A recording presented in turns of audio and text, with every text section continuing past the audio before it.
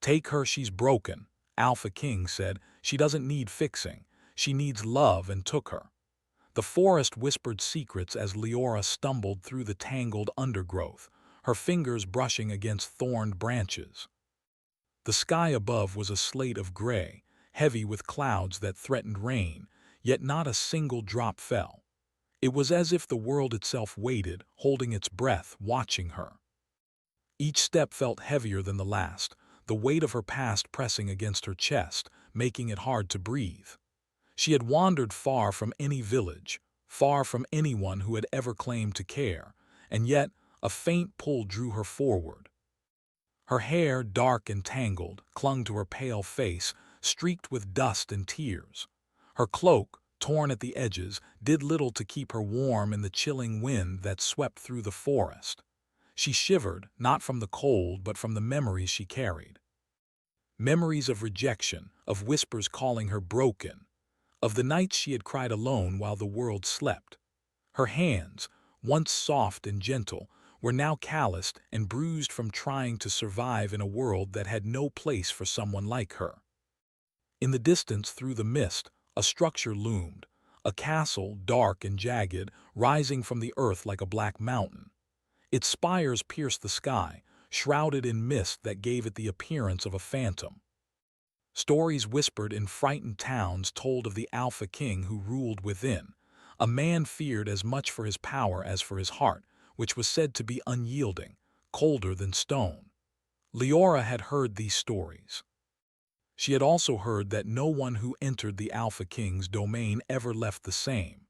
And yet, something in her chest stirred, a fragile flicker of hope, telling her she had to keep walking.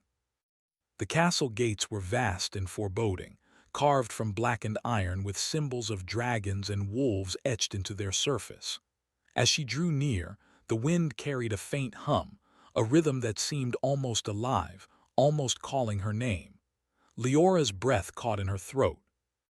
She wanted to turn away, to run into the forest and hide forever, but her legs moved forward, almost as if guided by an invisible hand. The guards at the gate were statuesque, clad in dark armor that reflected the gray light of the sky. Their eyes, sharp as hawks, followed her every move. Leora lowered her gaze, afraid that her brokenness would betray her. She had learned long ago that showing fear invited cruelty, but the guards said nothing. They only looked, and then with a subtle gesture allowed her to pass. Inside, the courtyard was immense, paved with stones that seemed to shimmer faintly, as if the castle itself breathed beneath her feet. Shadows danced along the walls, cast by torches that burned with an eerie green flame. The air was thick with the scent of pine and something darker, older, a lingering magic that made her skin tingle. She paused, unsure of where to go. It was then that she saw him. He stood at the top of a grand staircase, tall and imposing, dressed in a cloak of midnight black that flowed behind him like liquid shadow. His hair was dark, streaked with silver, and his eyes were a storm of gray and blue, piercing yet inscrutable. He watched her, and the world seemed to fall silent around them. Even the wind held its breath. "You," he said, his voice low, smooth, and commanding, carrying through the courtyard without effort. "Why have you come here?" Leora's voice trembled as she answered. I do not know, I just walked." A faint smile curved his lips, barely noticeable but enough to make her chest ache. He descended the staircase slowly, each step measured, deliberate. He was not like anyone she had ever seen. There was danger in him, yes, but there was also something else. Something that whispered of protection, of care, of power used not to break but to shield. "You are far from home," he said as he stopped a few feet away. "And yet you walk into my lands unafraid. That is either courage or foolishness." I am not afraid," she lied, though her knees quivered. "I have nothing to lose." Kale's gaze softened slightly, and for a moment the Alpha King, feared by all, seemed almost human. "You are broken," he said, a statement more than an accusation. "And yet you do not hide. Why?" Leora looked down, the shame and pain welling inside her like a storm. "Because I have learned that hiding changes nothing. People will always see me as I am, broken. I cannot pretend anymore. Kale studied her, his eyes narrowing as though peering past her body and into the very essence of her soul. Then, almost unexpectedly, he spoke again, softer this time, yet still with the weight of authority that made the very air around him vibrate. "She does not need fixing," he said, his voice echoing slightly in the courtyard. "She needs love." Leora's heart skipped a beat. Love. It was a word she had not dared to imagine for herself in years. And yet, the way he said it, as if it were not a suggestion but a promise, it stirred something deep within her. Kale extended his hand toward her.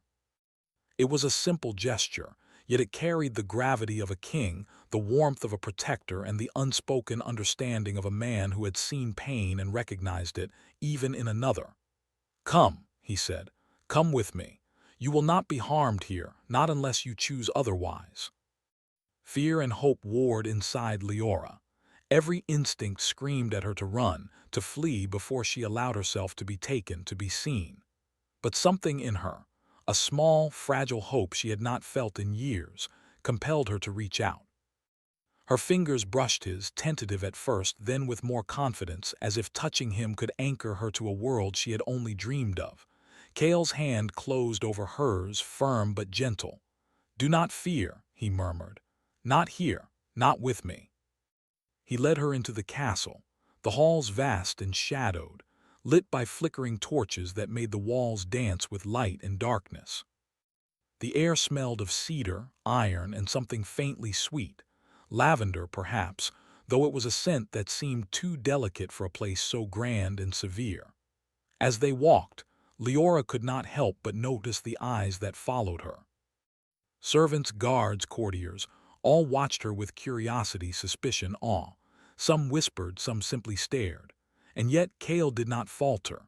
He walked beside her, a wall of strength and authority that seemed to say, "She is mine, and all who see her will respect that claim." Finally, they reached a chamber at the heart of the castle. It was warm, the fire in the hearth casting a glow over tapestries that told stories of battles, kings, and long-forgotten queens. Kale released her hand and gestured toward a chair. "Sit," he said. "Rest. You have traveled far." Leora sank into the chair, her body trembling from exhaustion and the strange mixture of fear and wonder that clung to her. Kale stood near the window, looking out at the darkened landscape, silent for a long moment. Then he spoke again, almost to himself. "You have been broken by the world," he said, not looking at her. "But that does not make you weak, it makes you human, and you deserve more than pity. You deserve love. You deserve a chance to be seen as you truly are." Leora's eyes filled with tears. No one had ever spoken to her like that, not her family, not the people who had cast her out. She wanted to ask him, wanted to ask why he cared, why he had chosen her, why he looked at her as though she were something precious and rare. But the words would not come. Kale turned then, his gaze locking onto hers. "You may think you are broken," he said, "but I see strength in your fractures, courage where others see only fear, and I will not let the world take that from you again." Her heart pounded. She had always been taught that strength and beauty, love and worth were reserved for others, not for her. And yet here stood a king, powerful and feared, declaring that she was worthy, declaring that she was not alone. A distant echo of thunder rolled across the horizon, a storm breaking over the kingdom, as if the world itself acknowledged the fragile bond forming between them. Leora felt a shiver run down her spine, not from fear, but from the impossible hope that perhaps, just perhaps, she could belong somewhere with someone who saw her. Kale took a slow step closer. His presence filled the room, commanding yet tender, like a storm and a hearth combined. "You have a choice," he said softly. "You can stay here with me and learn that love can be stronger than any pain, or you can leave and return to a world that has only ever seen your brokenness." Her gaze met his, and for the first time in as long as she could remember, Leora did not look away. The fear was still there, but so was something new, a spark of courage, fragile but undeniable. She knew the decision she faced was not easy. To trust him, to allow herself to be seen, to be loved, it was terrifying. And yet, as she looked into the storm of his eyes, she felt the weight of the past begin to lift, just slightly, like a cloak she had carried for far too long. Finally, with a breath that seemed to draw in both the past and the future, she nodded. I will stay," she whispered. Kale's lips curved into the faintest of smiles, almost imperceptible, yet it held warmth and promise. "Good," he said. "Then we begin." As the firelight flickered across their faces, casting shadows that danced like ghosts on the walls, neither of them noticed the silent figure watching from the shadows beyond the door. A shadow that would change everything. A threat neither of them had yet faced. And somewhere in the wind, a voice seemed to whisper, "She may be broken, but even the strongest hearts can be shattered again." The castle walls held its breath, the night waiting, and Leora understood for the first time that her journey into the world of kings, power, and magic had only just begun. The morning light struggled through the tall, arched windows of the castle, casting long beams that danced across the polished stone floor. Leora awoke in a room filled with quiet warmth and subtle scents, lavender from a small vase, the faint aroma of burning wood, and the lingering trace of Kale's presence. She had slept fitfully, haunted by fragments of dreams, shadows, whispers, the distant echo of laughter that turned suddenly to cries. But when she opened her eyes and saw the walls of her new chamber, she felt something she had not felt in years: safety. Kale did not appear immediately, though she knew he was near. She could feel it in the air, in the soft vibrations of the castle itself. The Alpha King was never far from where he was needed, yet he moved with a grace that made even his presence seem subtle, almost ghost-like. Eventually, a knock came at the door. A young maid dressed in deep green bowed. "Mistress, breakfast is served in the dining hall," she said softly. "The Alpha King awaits you." Leora's heart quickened. The words were simple, but they carried weight. The Alpha King awaited her. No one had ever awaited her before. She dressed quickly, pulling her cloak around her, feeling the fabric heavy with anticipation. As she walked through the halls, she noticed the grandeur of the castle. Tapestries lined the walls, each depicting stories of battles, victories, and the lives of kings and queens long gone. The corridors were wide and lined with torches that glimmered with a green flame, casting shadows that seemed alive. She had never been in a place like this. It was beautiful, yet intimidating, a kingdom of power and secrets. The dining hall was enormous, the ceiling arched high above, decorated with painted constellations that glimmered faintly in the morning light. Kale sat at the head of a long table, his posture straight, commanding attention without a word. His eyes, stormy and intense, softened slightly as he saw Leora enter. "Sit," he said, his voice calm but firm. "Eat. You will need your strength." She obeyed, taking a seat near him. The meal was simple yet nourishing: bread, fresh fruit, and a stew that smelled of herbs and roasted vegetables. She had not eaten so well in years, and the taste was unfamiliar, comforting. Kale did not hover over her, but his eyes watched her as she ate, noting each movement, each hesitation, as though he were learning her story without words. After breakfast, Kale stood and motioned for her to follow. "The castle is large, and there are things you must know. There are rules here, yes, but also protections. You will not be harmed if you trust me." Leora nodded. She had learned long ago that trust was fragile, easily broken, yet something in Kale's voice made her believe it was not an idle promise. He led her through the castle corridors, stopping at rooms and explaining their purposes. There was the library, filled with scrolls and books that seemed older than time itself. The armory, where weapons gleamed even though the air was thick with magic. And the gardens, where rare flowers bloomed under a strange green light, their petals shifting colors as though alive. "This castle holds more than stone and flame," Kale said as they walked. "It is alive. It protects those within and it punishes those who would harm it. You will learn its rhythm soon enough." Leora's eyes widened at the gardens. She stepped closer to a flower that shimmered with soft light. As she touched it, she felt a small warmth travel through her fingers, a gentle reminder that not all power was cruel, that not all strength demanded pain. "Magic is everywhere here," Kale said, his voice low. "It is not always kind and it is not always fair, but it can be taught and it can be guided." She looked up at him. "Can anyone learn it?" she asked. "Not everyone," he admitted. "But I see something in you, a spark. It is faint, fragile, but it exists. And I will not let it be snuffed out." Her chest tightened. No one had ever said that to her before. No one had ever seen her as more than broken, more than worthless. But Kale's words carried weight. They carried belief.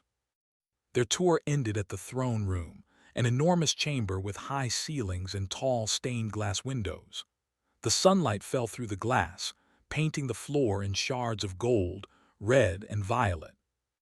Kale stood at the center, his hand resting on the arm of his throne, and turned to her. "This is where I rule," he said, "where I make decisions that affect thousands. And yet," he paused, studying her, "your presence here is more important than any throne, any crown." Leora's lips parted, but no words came. She had never been so deeply acknowledged, so wholly seen, and it frightened her. Kale stepped closer. "You may feel out of place," he said softly. "Perhaps you do not belong here, but I see you, and I will protect you." That is enough for now. For the first time, Leora felt a glimmer of hope. Perhaps she could belong somewhere with someone who saw her not as broken, but as whole in her own way. But even as she allowed herself to hope, a shadow flickered at the edge of the hall, a subtle movement she almost did not notice. A figure in dark robes watching from the balcony above, hidden in shadow. Kale's sharp eyes caught it and he stiffened. "They are watching," he said quietly, more to himself than to her. "And they will not wait long." Before she could ask who, the sound of rushing wind filled the hall, followed by a faint, unnatural hiss. The torches flickered as if startled and the green glow of the walls dimmed. Leora stepped back, clutching the hem of her cloak. Kale moved instinctively in front of her, his stance protective. "Stay close," he ordered. His voice was calm but carried an edge that made it clear he was ready for anything. The shadow figure on the balcony moved suddenly, revealing a mask that glimmered like black and silver. A small device or talisman in their hand shimmered with a faint red light. The figure pointed and a bolt of energy streaked toward them. Leora's heart raced. She had never seen such magic used in anger, in threat.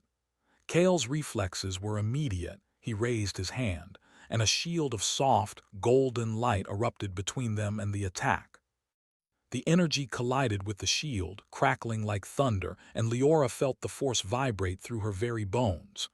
"Can you move?" Kale asked, his eyes never leaving the attacker. I think so," Leora stammered, fear and adrenaline coiling in her stomach. She felt a strange warmth in her chest, almost as if the castle itself was guiding her, giving her courage. "Then help me," Kale said, his voice steady, commanding. "Do not hesitate, do not doubt yourself." The words ignited something in Leora. She focused, reaching out with hands she had thought were powerless. To her astonishment, the air around her seemed to thrum in response. A faint glow emanated from her palms, soft and pulsing. The energy she had never dared to acknowledge surged forward, meeting the enemy's attack. The collision of power lit the hall, throwing shadows like waves across the walls. The figure recoiled, surprised at her sudden display. Kale moved swiftly, his presence a shield and a sword, guiding her movements, teaching her without speaking. Together, they pushed the attacker back, the combination of their powers forcing the figure to retreat into the shadows. When the hall finally settled, the glow fading, Leora sank to her knees, exhausted but alive. Kale knelt beside her, placing a firm hand on her shoulder. "You are stronger than you know," he said, his eyes meeting hers. "Not because of your magic, but because you did not run. You did not hide. You faced what threatened you, and you protected both yourself and me." Tears pricked her eyes. For the first time she felt not broken but capable. She had feared being weak, feared being useless, feared being unworthy. And yet here in this grand, strange castle she had fought and survived, and Kale had believed in her every step of the way. You mean that?" she whispered, voice trembling. "I do," he said simply. "You may be broken in ways the world cannot see, but I see your strength. That is all that matters." The moment was fragile, like a candle flame in a storm, yet it burned bright. Leora felt warmth she had not known in years, a tentative connection that promised something more than survival, something like hope, like belonging. But just as the relief settled over her, a new sound cut through the hall, the echo of footsteps, slow and deliberate, approaching from the shadows beyond the grand doors. Kale's expression hardened and he rose, moving to stand between Leora and the threat. "They are coming," he said quietly, almost to himself. "And they are not coming for words." Leora's heart pounded. She had survived so much, but a part of her still trembled at the idea of losing this newfound sanctuary, this man who saw her as more than broken. Kale's hand found hers, firm and grounding. "Whatever comes," he said, "we face it together." The doors creaked open slowly, and a figure stepped inside, shrouded in darkness, their intentions unclear, their power palpable. The hall seemed to shrink around them, the shadows growing longer, darker, as if the castle itself held its breath. And Leora realized, with a mixture of fear and determination, that her life with the Alpha King, her life in this castle of power and magic, was about to change forever. The morning sun was a pale golden smear across the castle walls, yet the warmth it offered seemed distant in comparison to the tension that filled the halls. Leora moved cautiously through the corridors, her steps echoing softly on the polished stone. Her mind was a whirl of questions and emotions. Since the attack in the dining hall, she had realized something extraordinary. She had power. Not much, perhaps, but enough to protect herself, enough to touch the world with her presence. Kale walked beside her, silent, his cloak trailing behind him like a shadow of the stormy sky. Leora had learned to read his moods, his silences, his small gestures. Today his jaw was tight, his eyes sharper than usual. Something had troubled him since the attack, though he had not said a word. "Kale," Leora finally said, breaking the silence, I want to understand. Why me? Why did you choose me?" He stopped, his gaze turning toward her. The morning light caught in his eyes, revealing stormy hues beneath the steel, like clouds heavy with rain. "Because," he said slowly, "you are like no one I have ever known. Most people see themselves as fragile, as unworthy. You are broken, yes, but you are also alive. You do not hide. You do not run. That is rare, and it deserves recognition." Leora lowered her gaze, unsure how to respond. Recognition. That simple word felt heavier than any title, warmer than any comfort she had ever known. For so long she had walked the world believing she was nothing, that no one would ever see her. And now the king, feared, untouchable, untamed, saw her, truly saw her. Kale stepped closer, his presence grounding her in a way she could not describe. "You must learn to control what lies within you," he continued. "Magic is a reflection of who we are. If you cannot guide it, it will guide you, and that is dangerous." Leora nodded, swallowing her fear. "I want to learn," she said, her voice steady despite the flutter in her chest. "Teach me." For the next hours, Kale led her to a secluded courtyard, where sunlight filtered through the tall spires and fell in golden beams upon the stone floor.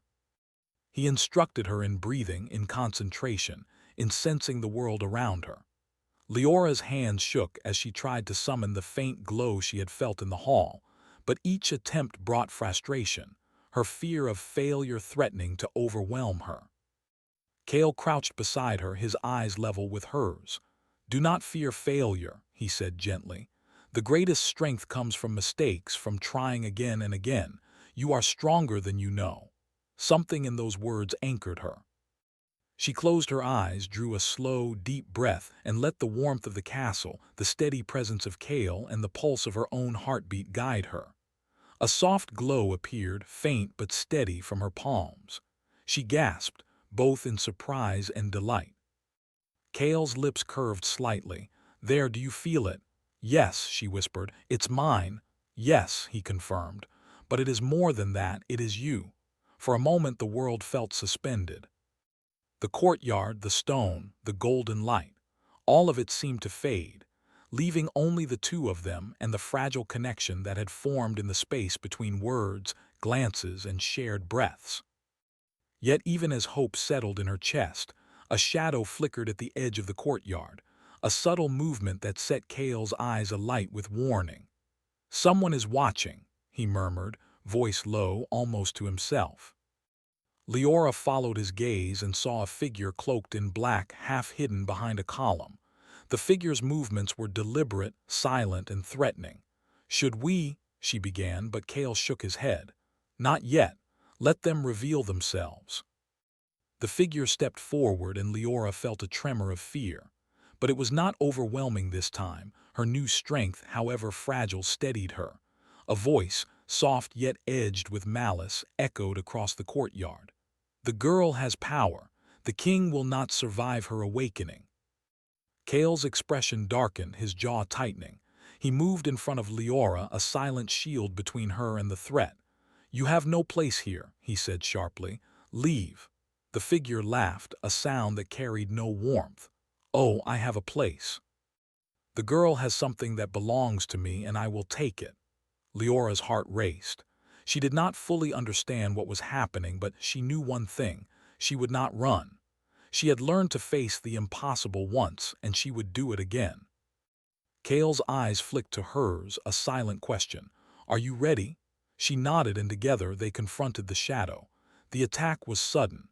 Energy crackled from the figure's hands, aimed directly at Leora. Instinctively, she raised her own hands, calling upon the faint glow she had summoned earlier. The two forces collided, creating a burst of light that sent shadows dancing across the walls. Kale moved fluidly, using both his magic and his strength to shield Leora, guiding her, teaching her, pushing her to act. The battle was brief, chaotic, and intense. When it ended, the figure had vanished, leaving only a faint scar in the stone where their power had struck. Leora collapsed to her knees, trembling but unharmed. Kale knelt beside her, placing a firm hand on her shoulder. "You did well," he said. "More than well. You faced fear and acted. That is courage." Tears sprang to Leora's eyes. I did it." "Yes," Kale said, his voice softening. "And you will do it again many times, but you will not do it alone. You have me." For the first time, Leora let herself believe in that. In the warmth, the protection, the strange, powerful connection that had grown between them. For a fleeting moment, she allowed herself to hope that perhaps her brokenness was not a prison, but a beginning. In the days that followed, Kale trained her tirelessly. They practiced control, precision, and understanding of magic. Leora struggled, faltered, and yet with Kale's guidance she grew stronger. Each day their bond deepened, not just through shared trials but in quiet moments. A hand brushing against hers accidentally, a glance that lingered longer than necessary, a word spoken softly across a room filled with silence. One evening, after a particularly exhausting session in the courtyard, Kale led her to the castle's balcony. The sky was painted with the colors of sunset, deep purples and golds blending into one another. The kingdom below stretched endlessly, forests, rivers, and mountains disappearing into the horizon. "You have grown," he said quietly, his eyes watching her rather than the horizon. "Not just in power, but in heart." Leora's chest tightened. I am still broken," she whispered. "I don't know if I can ever be whole." Kale turned to her fully, his gaze intense yet tender. "You think being broken means being weak. It does not. It means you have survived, you have lived, you have felt. And now, you are ready to let someone see you as you are." Her breath caught. To be seen, truly seen, had always terrified her. But here, in this castle with this man, it no longer felt impossible. Yet even as they stood there, the wind carrying the scent of distant storms and pine, the tension in the castle deepened. Servants whispered in corridors, and the courtiers' eyes were sharper than usual. Rumors of rival kingdoms, envious of Kale's power and fearing the rise of someone like Leora, had begun to stir.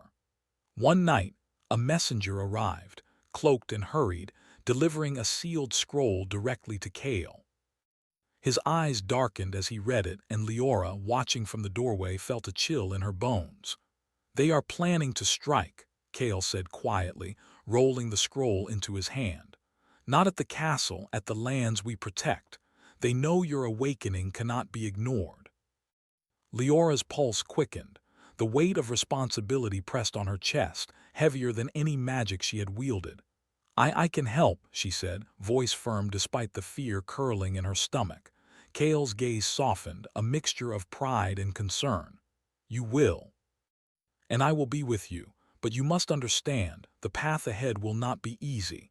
Danger does not wait for strength to grow. It comes for the unprepared." That night, as the castle slept, Leora stood by the balcony once more, staring at the horizon. The wind tugged at her cloak, whispered promises and threats alike.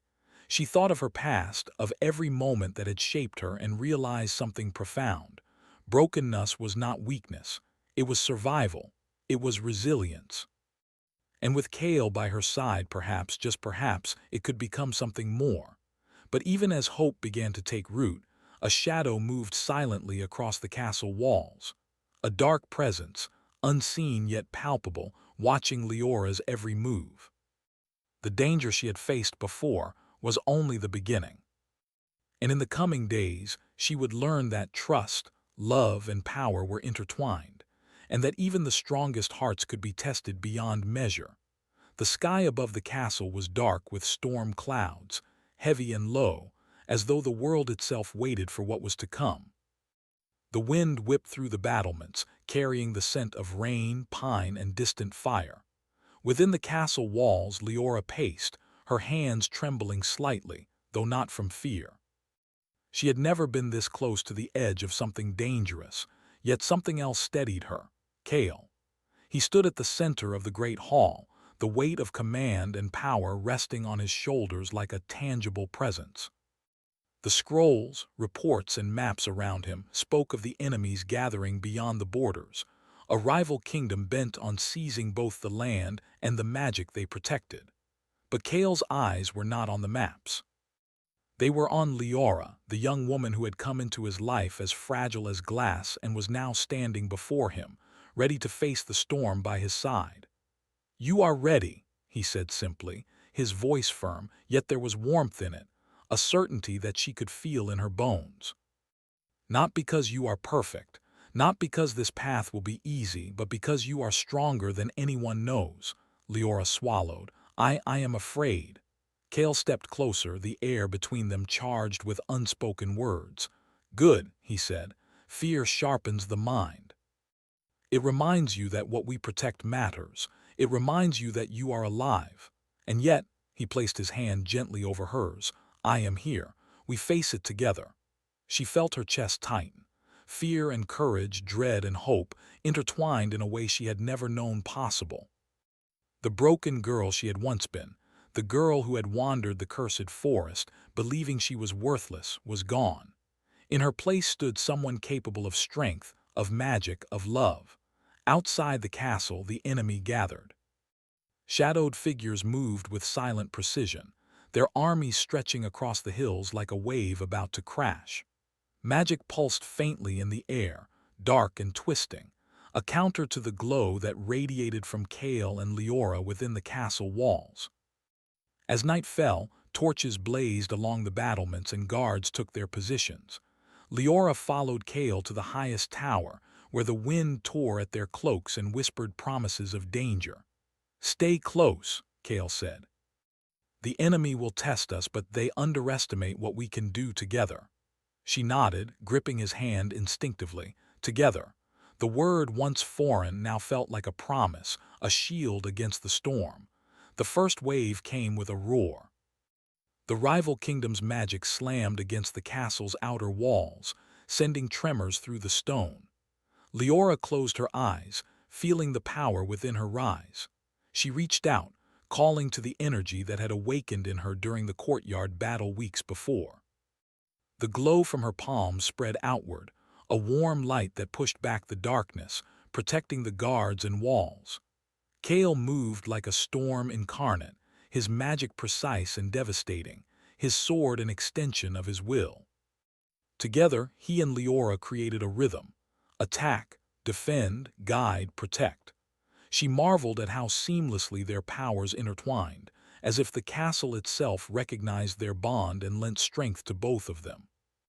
And then the enemy struck deeper, sending a figure cloaked in shadow, familiar, yet more powerful than before, into the heart of the castle. Leora's stomach tightened.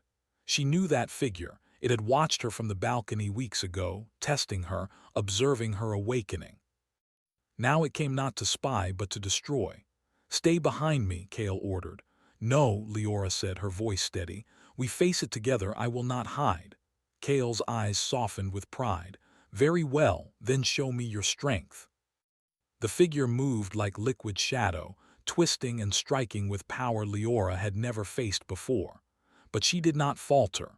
She called upon every lesson Kale had taught her: the breathing, the focus, the connection with the castle, and the energy that pulsed through it. A brilliant glow emanated from her hands, and as the shadow lashed at her, she met it head-on, guiding her magic with care and courage. Kale fought beside her, their movements perfectly aligned. The shadow recoiled, surprised at the combined force. Then, in a sudden surge, Leora pushed forward, her light connecting with Kale's in a single beam that struck the enemy. The figure shrieked, twisted, and finally dissipated into nothingness, leaving the castle standing, the threat momentarily gone.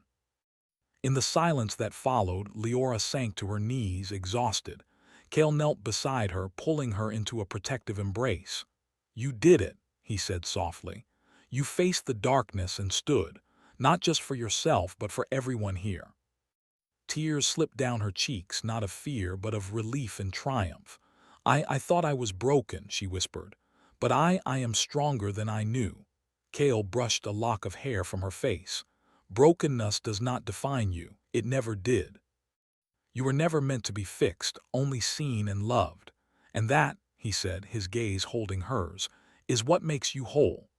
For the first time, Leora allowed herself to lean fully into him, to let go of the walls she had built for years.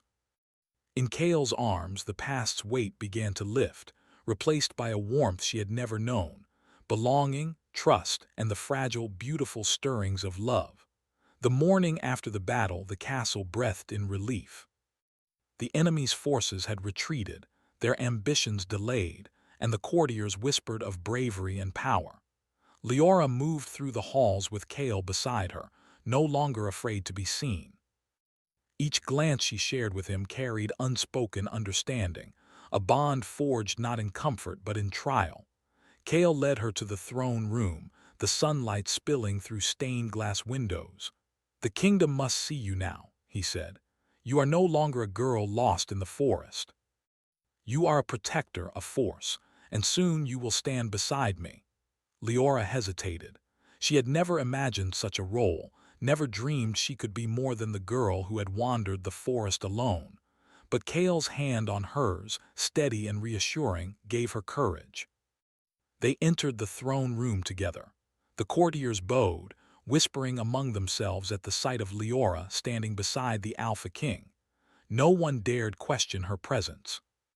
She was no longer broken, no longer fragile. She was part of something greater, a symbol of resilience, strength, and hope. Kale spoke, his voice carrying across the hall. "This woman has faced darkness and stood. She has grown in strength, in courage, and in heart. She is no longer defined by what she has endured, but by what she can achieve. And she will stand with me, not as a subject, but as a partner."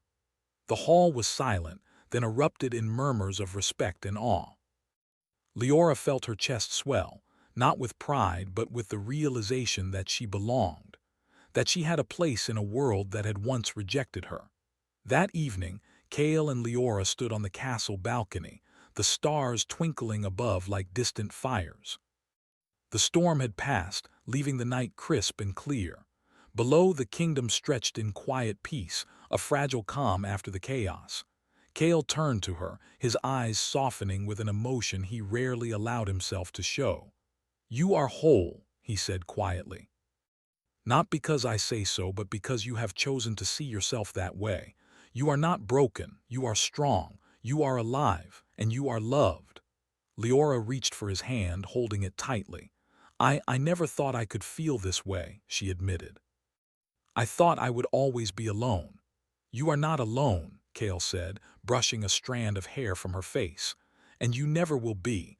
I will not let you face this world alone again."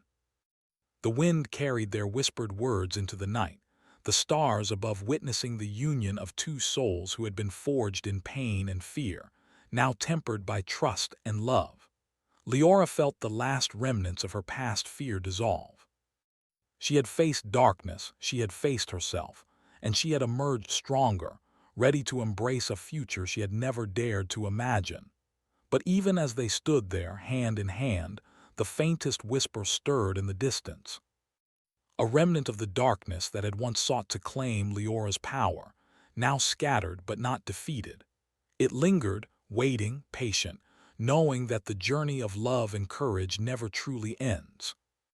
Kale's eyes narrowed slightly, sensing the shift in the wind, but he did not speak. He trusted Leora and she trusted him. Together, they would face whatever came next. And as the first light of dawn touched the horizon, painting the sky with gold and violet, Leora realized something profound. She was no longer broken. She was alive, she was loved, and she was ready for whatever destiny awaited.